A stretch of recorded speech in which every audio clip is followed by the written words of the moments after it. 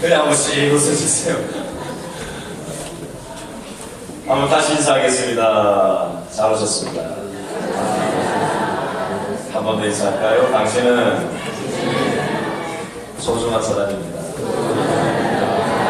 옆에만 보고 하지 말고 앞뒤로도 한번 인사해 주시겠어요? 멀리 있는 분도, 장거리 있는 분은 빠이빠이도 하시고. 잘 오셨습니다.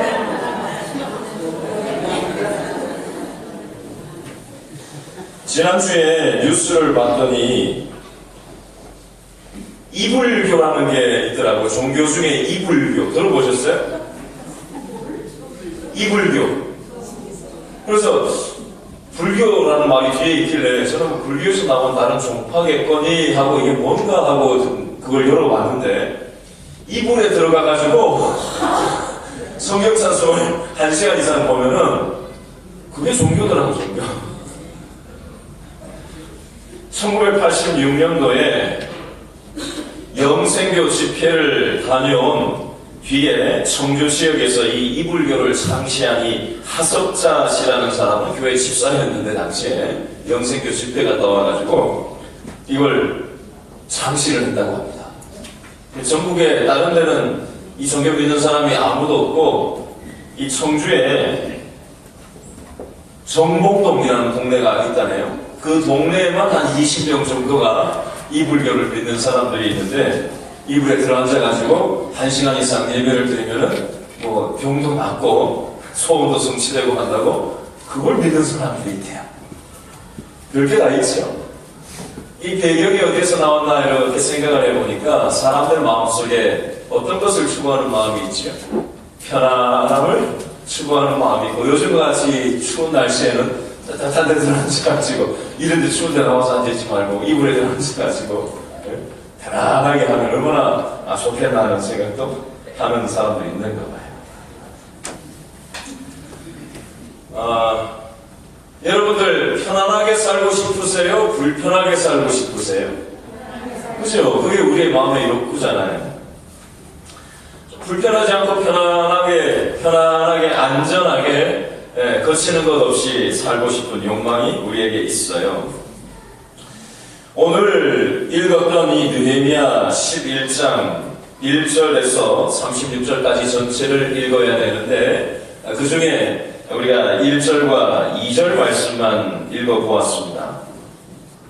오늘 읽은 이 본문 배경에도 보면 믿음 생활에 있어서도 편안하게 믿음 생활을 하고 싶어하는 그런 모습들이 나오고 그것에 대해서 오늘 성경에서는 뭐라고 얘기하시는지를 중심으로 해서 오늘 말씀을 같이 나눠보려고 합니다. 자, 이런 배경을 가지고 우리 다시 한번 느헤미야 11장 1절 말씀만 한번 다 같이 읽어볼까요? 반복되는 말이 하나 있는데 찾아보시면서 11장 1절을 다시 읽겠습니다. 시작. 백성의 지도자들은 어디에 거주했다고요? 예루살렘에 거주 밑줄 그어놓으시고 예루살렘에 거주하였고 그 남은 백성은 뭘 뽑았어요? 제비 뽑아서 100분의 몇은? 10분의 1은 어디에요? 거룩한 성 예루살렘에 거주 밑줄 그어놓으시고 거주하게 하고 그 10분의 9는 어디에요? 예루살렘이 아닌 다른 성읍에 거주하게 했다라는 표현이 나오고 있습니다. 자, 제가 밑줄을 어디에다 그라고 얘기했죠? 예루살렘에 거주 사는 것에 대해서 얘기하고 있습니다. 누가 예루살렘에 살았다고 표현이 되어 있죠? 백성의 지도자들이 예루살렘에 거주하고 살았고 또요? 제비 뽑기를 해서 당첨된 10분의 1의 사람이 자기의 의사와 관계없이 이 거룩한 성 예루살렘에 이사 와서 거기에서 거주하고 살게 된 사람들이 있었다라고 표현을 하고 있습니다. 그 사람들이 구체적으로 얘기하면 누구냐? 11장 4절부터 11장 18절 말씀까지 보면 3044명의 사람들이 이 10분의 1 제비뽑기에서 당첨된 사람들의 이름과 그 숫자가 4절부터 18절 말씀까지 보면 나오고 있습니다. 그 내용이 구체적으로 누군지 수치는 오늘 살펴보지 않으려고 해. 단지 10분의 1이 3,444명이었는데 그 사람들이 무엇 때문에 자기가 원치 않았는데 강제 이주를 하게 됐으며 그러는 가운데 어떤 일들이 그들의 내면 속에 일어났는지를 중심으로 살펴보면서 저와 여러분의 마음속에서도 편안하게 신앙생활을 하고 싶은 마음이 있는데 오늘 1시에 있는 구역총동원 연합예배 때 제비뽑기를 3가지를 할 거예요. 제비뽑기를 3가지를 할 건데 오늘 본문의 제비뽑기하고 이걸 뭐 의도하고 오늘 본문은 선정한 거 아닌데 저는 순서대로 그대로 왔잖아요. 오늘 딱 이거 어떻게 맞아떨어졌어요. 전 이거도 우연이 아니라고 생각해요. 하나님이 뜻이 계셔서 오늘 이 말씀하고 딱 이렇게 맞게 저를 연결해 주셨다고 저는 믿어요. 여러분 오늘 백성의 지도자들이 어디에 살았다고 되어 있죠?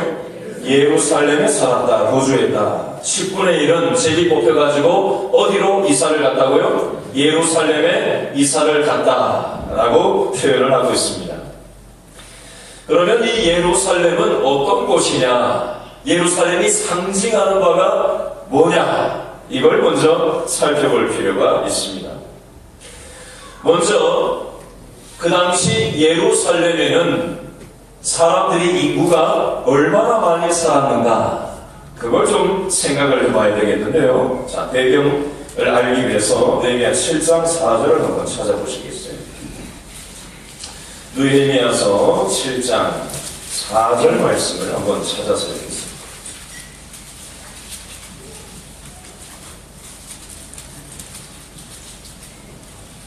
느헤미야 7장 4절 시작. 그 성읍은 그 성읍이 뭐예요?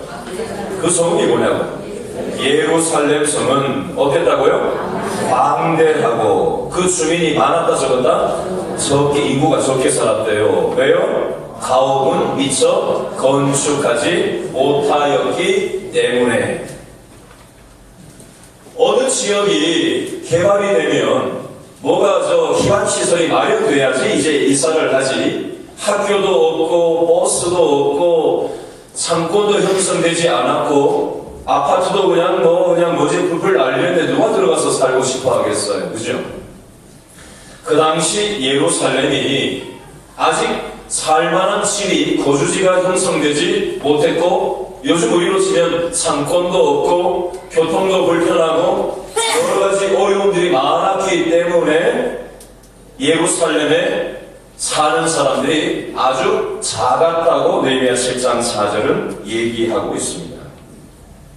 조금 더 부연해서 제가 설명을 하겠습니다. 예루살렘은 아직 위험 요소가 많았던 지역입니다. 왜냐하면 느헤미야가 느헤미야 1장부터 7장까지 예루살렘 성을 와가지고 이미 다 52일 만에 다시 공사를 완료를 하기는 했어요. 그러나 계속해서 예루살렘 동쪽, 서쪽, 남쪽, 북쪽에 있는 이해관계가 얽힌 이 변방의 국가 사람들이 호시탐탐 이 예루살렘을 노리고 있었기 때문에 이 예루살렘 성에 들어와서 산다는 것은 굉장히 정치적으로 위험 요소가 있는 지역이었습니다. 그렇기 때문에 사람들이 자발적으로 이곳에 와서 살려고 들지 않았습니다. 물론 상권 형성이 안 된 것도 있지만 정치적으로도 위험 요소가 있었다는 겁니다. 그리고 지형적으로도 보면 예루살렘은 굉장히 높은 지대에 자리 잡고 있습니다. 그리고 농사 짓기에 별로 좋은 지역이 아닙니다. 요즘 우리로 치면 일자리가 별로 없다는 걸 알 수 있죠. 그리고 예루살렘을 오늘 1절에 보니까 두째 줄 끝에 보니까 뭐라고 표현을 하고 있습니까? 어떤 성 예루살렘이라고요? 거룩한 성 예루살렘이라고 묘사를 하고 있습니다. 거룩한 성이라는 것은 뭘 상징할까요? 뭘 얘기하는 걸까요? 예루살렘은 뭐의 상징이죠? 종교의 상징입니다. 신앙의 중심지, 이스라엘 백성들의 정신의 상징과 같은 지역이 바로 예루살렘이 되겠습니다. 그래서 거룩한 성 예루살렘이라고 표현을 하고 있는 것입니다. 그러면 이것을 통해서 우리가 미루어 짐작할 수 있는 게 있잖아요. 여러분, 종교적인 도시라고 하는 것은 종교적으로 굉장히 기준이 높다라는 것을 우리가 생각을 해볼 수가 있습니다. 생활하는 게 별로 이렇게 다른 사람들의 이목이 집중되는 곳이다. 내가 처신하는 것이 남의 눈에 잘 띄는 곳이다 라는 것으로 볼 수가 있습니다. 여러분, 이불 덮고 그냥 들어 누워있는 게 편합니까? 다른 사람들이 나를 다 쳐다보는 곳에 서 있는 것이 편합니까? 이불 덮고 그냥 내가 멋대로 뭘 입고 있어도 그냥 자빠져서 그냥 뭘 먹고 그냥 뭘 입고 어떻게 하고 있어도 누가 뭘 할 사람이 없는 그 공간에 편안하게 있는 게 우리는 본성적으로 편한 존재들이야. 그렇죠? 근데 오늘 교회 나오려면은 오늘 화장 안 하고 나오시는 손 들어보세요. 여자분들. 아무렇게나 뭐 어디 나서려면 아무렇게나 입고 나올 수 있어요. 그렇죠? 뭐라도 좀 제대로 좀 입고 나와야 되고 뭐 얼굴에 뭐라도 묻지 않았나 이렇게 한번 돌아보고 와야 되고 아무래도 신경이 좀 쓰이잖아요. 그런데 이 거룩한 성 예루살렘에 산다라는 것은 상권 형성도 안 됐지, 위험도 하지, 고지대라서 농사짓기에도 어렵지, 불편하지, 남들의 이목도 있지, 엄격한 삶을 요구하지, 누가 거기에서 살려고 하겠냐는 거예요. 그래서 느헤미야 7장 4절에 나온 것처럼 광대한 땅이기는 하지만 이 땅에 물리적으로 예루살렘 성은 이제 동그라니 지어놓긴 했지만 사람들이 별로 들어와서 자발적으로 살려고 들지 않았던 이유가 바로 여기에 있습니다. 자, 이 오늘 말씀의 이치를 우리가 조금 더 알기 쉽게 우리에게 적용해서 한번 설명을 해보겠습니다. 질문합니다.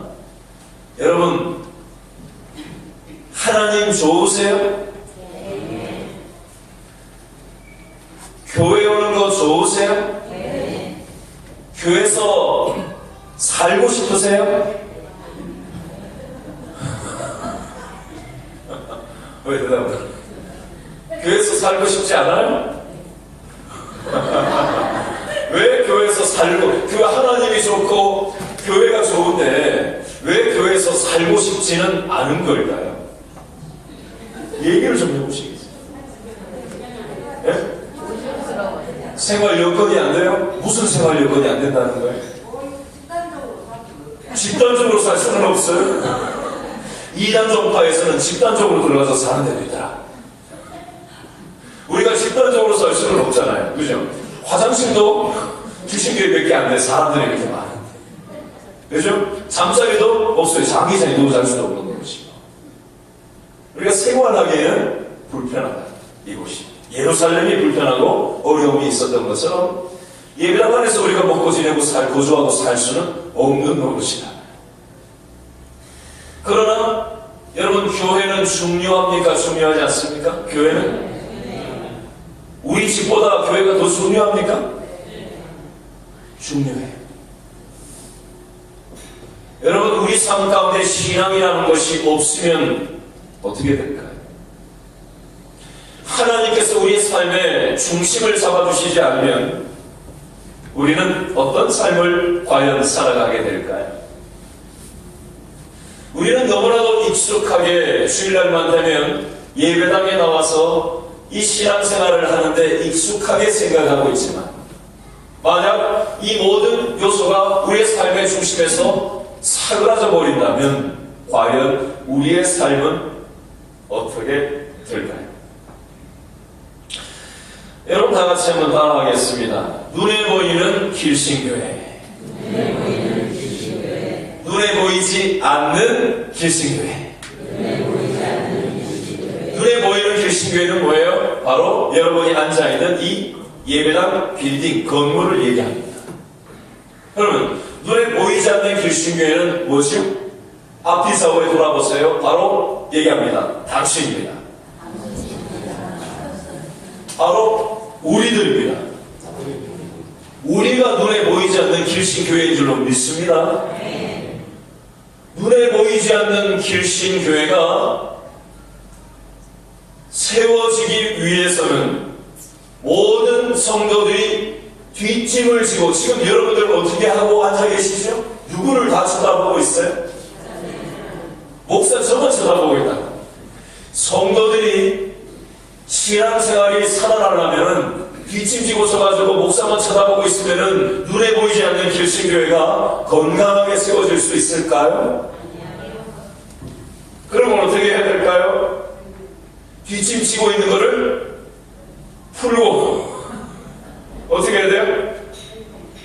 행동으로 눈에 보이지 않는 예수님의 피로 값주고 사신 이 몸인 길신교회를 함께 세우는 데 있어서 오늘 주보 설교 제목 뭐라고 돼 있어요? 모든 성도는, 모든 길신교회의 성도는 뭐라고요? 사역자입니다. 따라합니다. 나는 사역자입니다.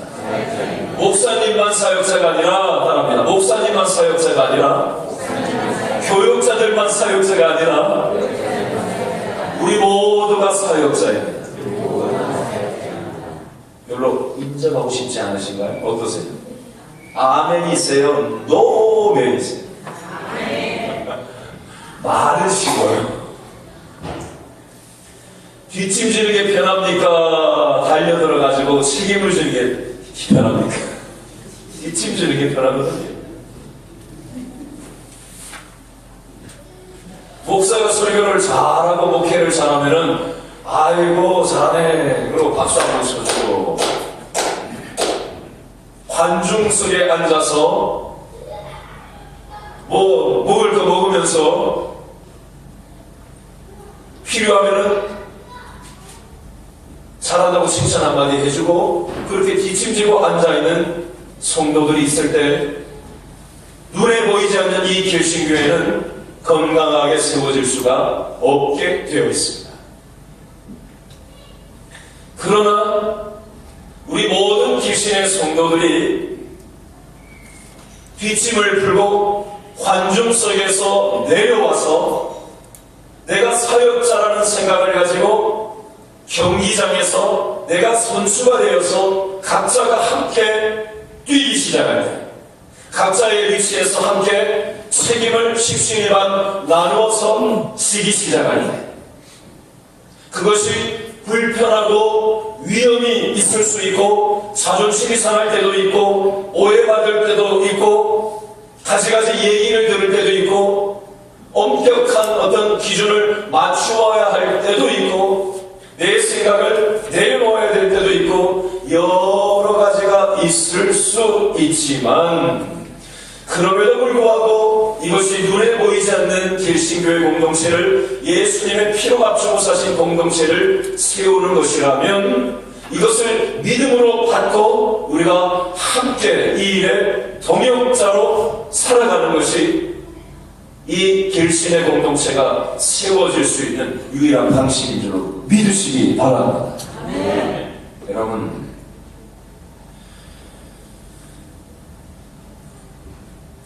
예루살렘 바깥에 살았던 사람들에게 느헤미야가 10분의 1의 사람들을 10분의 9는 남기고 10분의 1만 제비뽑기에서 당첨된 사람들을 이사하게 권면을 하고 이사를 시켰어요.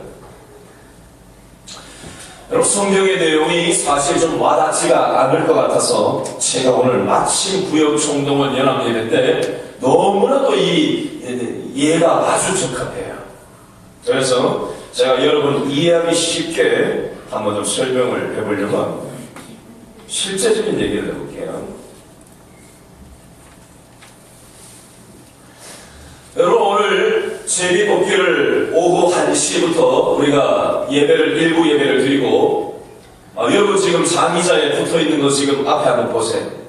몇 구역 붙어있는 거 보이시나요? 장의자 앞에, 요 앞에 다 써붙여놨죠? 그죠?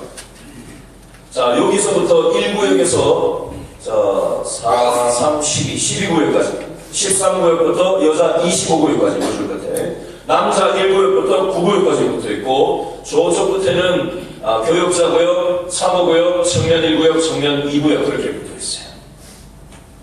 이따 이렇게 앉을 거예요. 오후 1시에 와가지고. 오늘 예배, 오후 예배는 1시에는 청년들이 찬양 인도를 할 거예요. 세 가지 제비뽑기 중에 첫 번째 제비뽑기는 뭐냐면요. 여러분 주보 갖고 계세요? 주보 갖고 계신 거에 보면은 그 해외 개척한 교회 그 란을 합시다.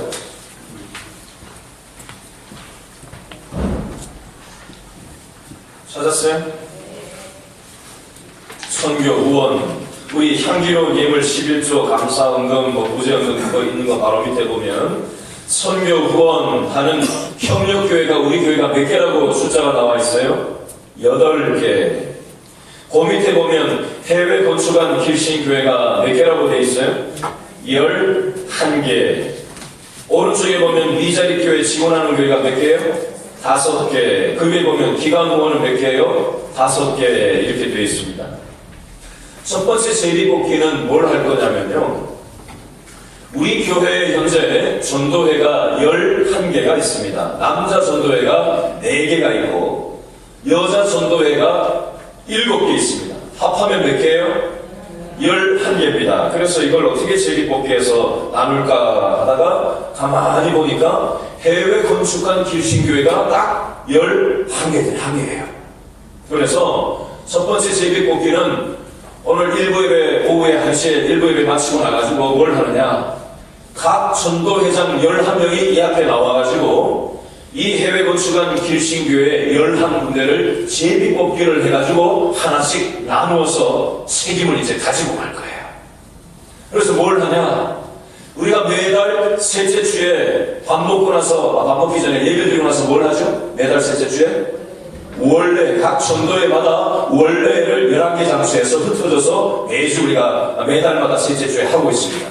전도회 때 우리가 예배도 드리지만 앞으로는 뭘 책임지고 하라는 거예요? 이 제비뽑기 한 걸 가지고 누구를 위해서요? 해외 건축한 길신교회 자기 교회. 첫 번째 예를 들면 태국의 불이랑 교회를 위해서 당첨된 데는 그걸 놓고 기도하는 거예요. 전도회는 우리끼리만의 잔치를 하는 모임이라서는 안 됩니다.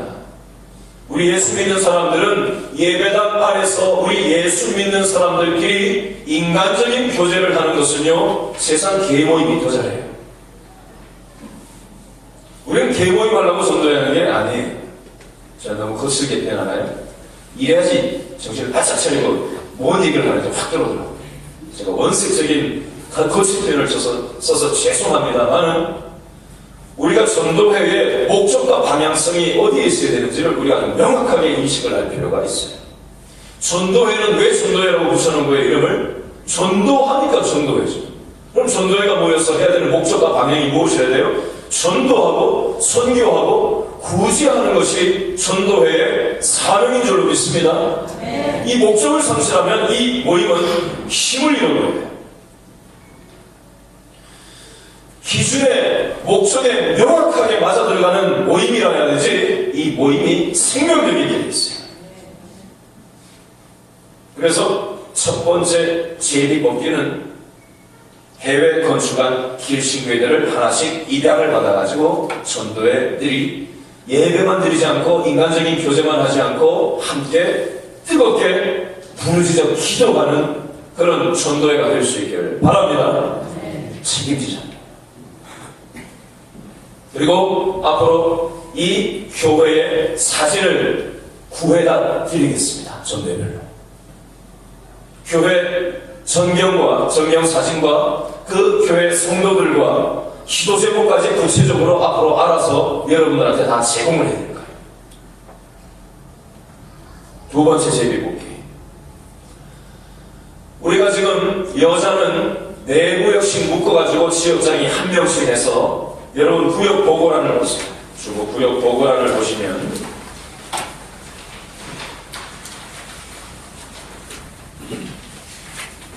크게 1교구장 김정태 목사님 밑에 여자 3명의 김호선, 강수자, 신순석 3분의 여자 지역장과 김국준 장로님까지 해서 남자 4구역까지 해가지고 총 4개의 지역이 들어가 있어요.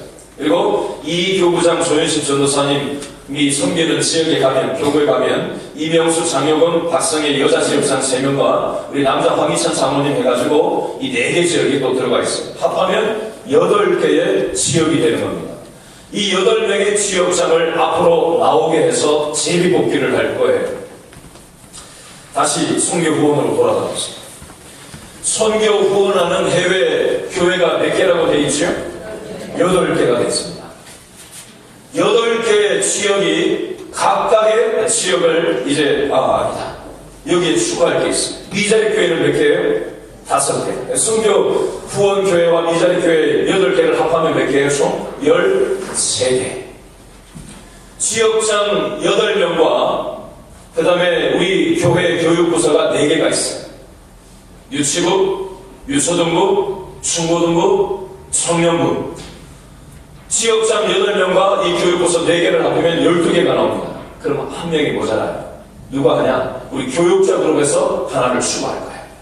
그래서 해외 성역 선교사 8명과 이 미자리교회 5개를 지역장 8명과 교육부서 대표 4명과 교육자 한 부서에서 나와서 제비뽑기를 해가지고 선교사든 미자리교회든 하나씩 분양을 받을 거예요.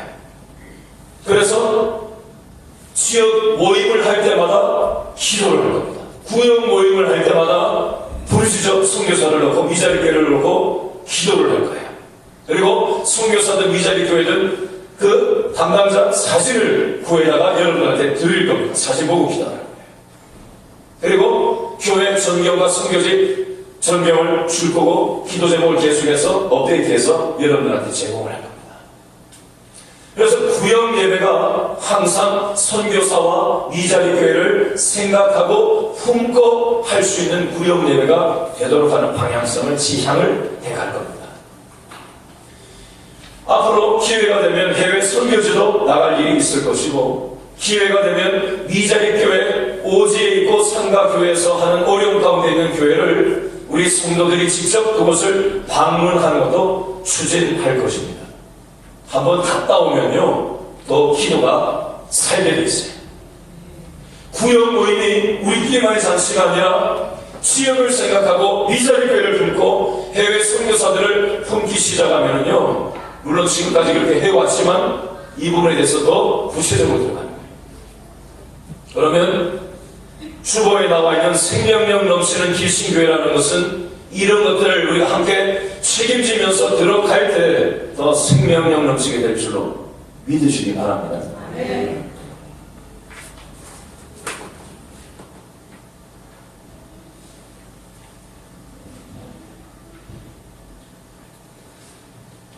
세 번째 제비뽑기는요, 따라합니다. 사랑방. 앞으로 사랑방을 8군데를 만들어가지고 주일 점심 먹고 나가지고 오후 예배 드리기 전까지 한 1시간 정도를 여기저기서 서성이지 않고 끼리끼리 이렇게 모이시지 말고 앞으로 지역별로, 한 지역별로 사랑방을 지정을 해드릴 겁니다. 그래서 아예 거기다 써붙여놓은 거예요. 사랑방.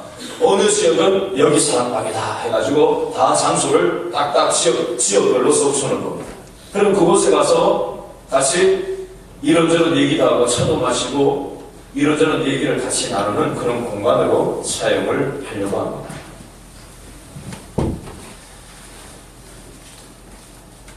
여러분, 저는 우리 길신교회에 처음에 와서 어떻게 하면 눈에 보이지 않는 이 길신교회 공동체가 더 생명력 넘치는 길신교회가 될 수 있게 할 수 있을까? 이렇게 자랑깨나 지금 제가 고심을 하고 있습니다. 새벽마다 새벽 예배 인도하고 여기 와가지고 돌아다니면서 기도하면서 어떻게 하면 좋을까? 고민하고 기도하다 보면 하나님이 이렇게 했으면 좋겠다, 저렇게 했으면 좋겠다라는 마음들을 주셔서 메모를 잊지 않으려고 해놓기도 하고 제 방에 칠판에다 적어놓기도 하고 우리 부교육자들과 이런저런 얘기들을 하기도 하고 지역장들과 이런저런 생각들을 나누고 장로님들과 생각들과 마음들을 나누면서 어떻게 하면 우리 길신교회, 눈에 보이지 않는 길신교회 공동체가 보다 더 생명력 넘치는 길신교회가 될 수 있을까 하고 제가 원래 꿈을 안 꾸는 사람인데 요즘은 막 꿈에서도 그걸 막 생각을 하고 있어요.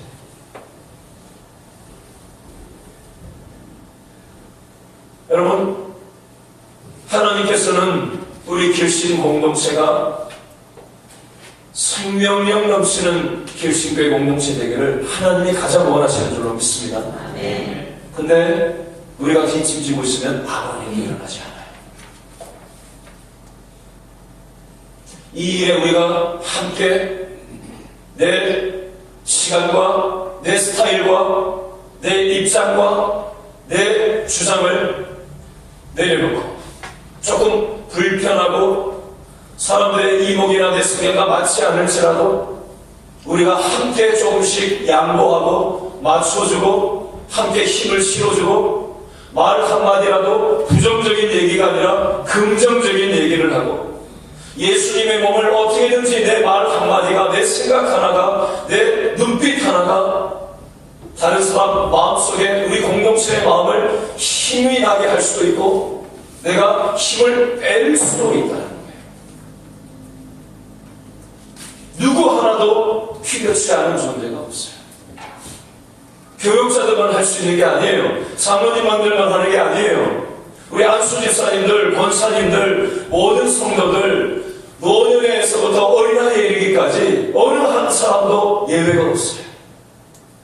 우리가 다 같이 함께 이 일에 협력할 때 나를 사역자로, 이 길신교회를 세우는 사역자로 불러주다는 것을 인정하고 함께 뛰기 시작할 때 이 길신교회 공동체가 생명력 넘치는 공동체 될 줄로 믿습니다. 우리 2절 말씀 2절 말씀 다 같이 11절 시작.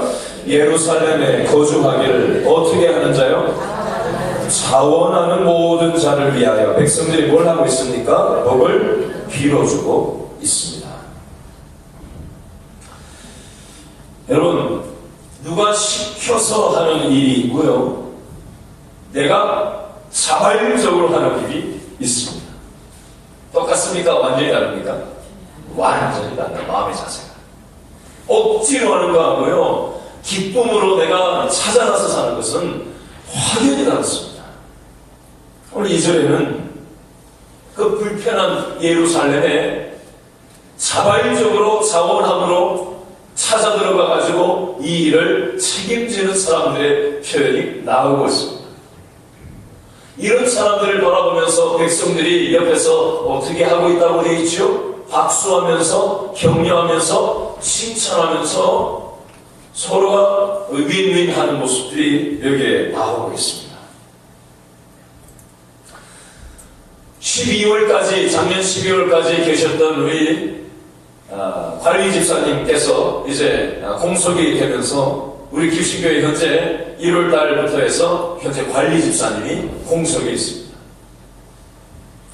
사실 우리 부교육자들과 저도 그렇고 틈만 나면 제가 물 보고 돌아다니고요. 우리 부교육자들도 신경을 쓰는 게 많아요. 보이러 돌아가는 거, 뭐 AS 부르고, 뭐 점검하고, 그거 농도 조절하고부터 해서 교회 여러 가지 관리 집사님이 했던 업무들을 전혀 신경이 안 썼던 일들을 교육자들이 이 부분까지 신경 쓴다는 게 사실 부담이 많이 됩니다. 그리고 우리 장로님들과 우리 온 성도들이 또 구역별로, 남자들은 지금 구역별로 돌고 있고 매주 토요일날, 여자분들은 또 전도회별로 매주 토요일날 와가지고 합도하고 교회 구석구석을 청소를 하면서 함께 책임을 지고 있어요. 어떤 분들은 자기 당번도 아닌데, 구역도 아니고 전도의 당번도 아닌데도 와가지고 자원하는 마음으로 와서 함께 청소에 동참을 하고, 또 어떤 분들은 떡도 내기도 하고 밥도 내기도 하고 또 음식을 만드는데 함께 도와주기도 하고 청소를 하는데 도와주기도 하고 교회를 또 수리하기도 하고, 이 일들을 우리 성도들이 다 달려들어가지고 무슨 꼭 토요일만 되면 요즘 보면 잔치집 같아요. 저는 이걸 보면서 너무 보기가 좋아요. 조금 신경 쓸 거는 생기긴 했는데 잔치집 같고 참 좋아요. 우리 성도들이 자발적으로 그렇게 나서서 함께 하는 것이 으쌰으쌰 하면서, 그래서 아침 10시에 모여가지고 제가 기도 한번 하고 난 다음에 하이파이브를 다 한 번씩 서로 하게 합니다. 이성끼리. 동성끼리 안고 서로 격려하자는 거죠. 서로 자원하면서 나와서 이 일을 하는 데 있어서 서로 힘을 불어넣어주고 우리가 으쌰으쌰 해가지고 이 공동체를 함께 세워나가자는 그런 의미로 제가 하이라이브 잡고 싶어요. 여러분, 저는 우리 교신교회에 자원하는 사람들이 더 많이 나왔으면 좋겠어요. 오늘 구역 연합 예배만 있는 게 아니라 그거 마치면은 한 3시쯤 마치면은요 재직회 산하의 13개 단체 장들 회의가 있습니다. 오늘 좀 장시간 회의가 될 거예요.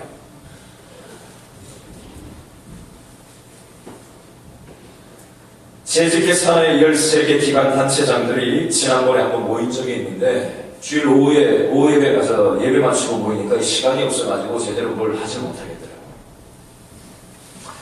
그래서 총무부, 세정부, 선도부, 봉사부, 관리부, 경제부, 구조장학부, 성리부, 미화부, 세가족부, 선교부, 기도부, 영상부 단체 장들이 모여서 각 파트별로 각자에게 맡기진 이 분야에 대해서 지방자치가 구체적으로 이루어질 수 있도록 제가 계획안을 고민을 좀 하고 들어오라고 얘기해 놓은 상태예요.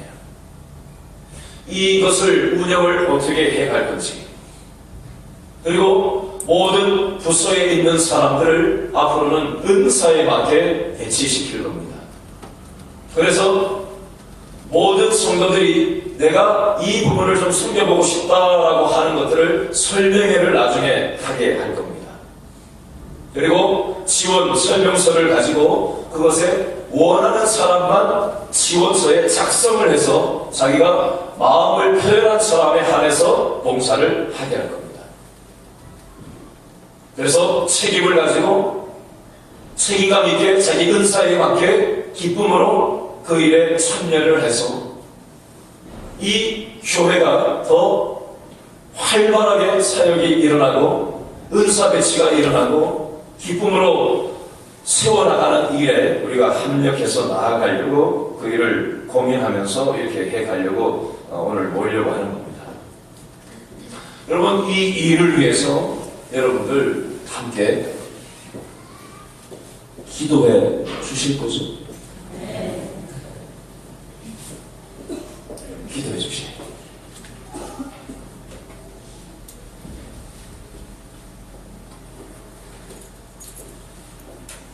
여러분, 우리가 눈에 보이지 않는 이 길신교회를 세워나간다는 것은 불편하고 어려운 일입니다.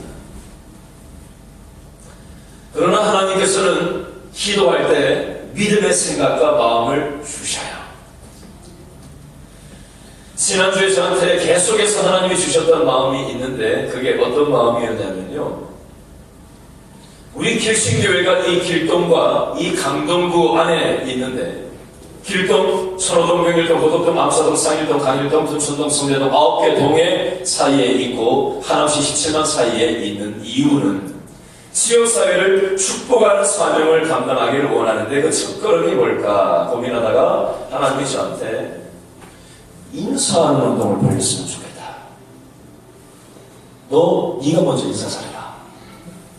그래서 제가 아이들이 우리 어린이집에 드나드는 학부모들한테 제가 인사를 요즘 열심히 하고 있어요. 그 사람들이 번쩍만 쳐가고 지나가든 말든 인사를 무조건 하고 있어요. 바로 앞에 길거리에서 제가 인사를 잘 하고 있어요. 한 4일 전에는 지난주 목요일 저녁에는 저희 아파트에 엘리베이터를 타고 딱 9층을 딱 눌렀는데 마침 딱 타서 10층을 누르시는 아저씨가 계셨어요. 뒤통수 대고 있는데 제가 돌아서 있는 사람을 향해서 안녕하세요 그랬잖아요. 제 아들내미가 뒤통수 대고 인사하면서 말을 붙이고 그 아저씨하고 하는 얘기를 가만히 보더니 아빠, 저 아저씨가 어떻게 저런 얘기까지 아빠한테 다 해주지? 별 얘기 다 했거든요, 짧은 시간에.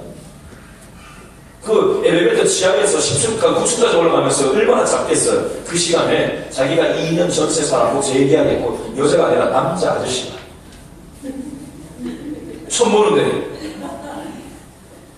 애가 깜짝 놀라가지고 어떻게 저런 얘기를 하죠? 그 아저씨 제가 어제 저녁에 또 만났어요. 어제는 다른 사람이 또 탔었거든요. 그 사람은 분위기가 말 걸기가 좀 쉽지 않아가지고 가만히 눈치만 보고 했었는데 마침 1층에서 10층 아저씨가 또 타는 거예요. 그래서 말이 연결돼가지고 우리 9층, 10층, 11층 다 탔네요 하면서 제가 말을 또 붙였어요. 여러분은 어떻게 생각하실지 모르겠지만 저는 하나님이 10층 아저씨를 또 만나게 해주시라고 저는 믿어요. 저는 여러분이 길동에 살면 여러분 사는 이웃들에게 인사하는 운동을 벌였으면 좋겠어요. 서로동 사십니까? 서로동에서 여러분 이웃에게 인사를 해보세요. 여러분 하나님의 나라는 그룹 위에만 있는 게 아니라요. 우리가 죽고 나서만 하나님 나라 가는 게 아니라요. 우리가 엘리베이터 안에서도 하나님 나라를 작지만 경험할 수가 있어요. 단절된 이 시절을 우리가 살아가고 있잖아요. 소외되었고 이기주의화된 시절을 우리가 살아가고 있잖아요.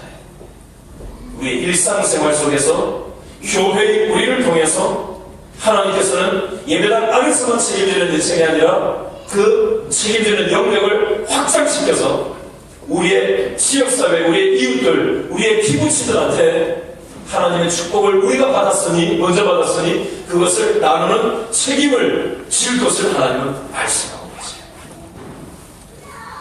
저와 함께 책임지는 삶을 사셨으면 좋겠어요. 따라합니다. 나는 사역자야. 아멘. 사역자는 사역하는 사람이에요.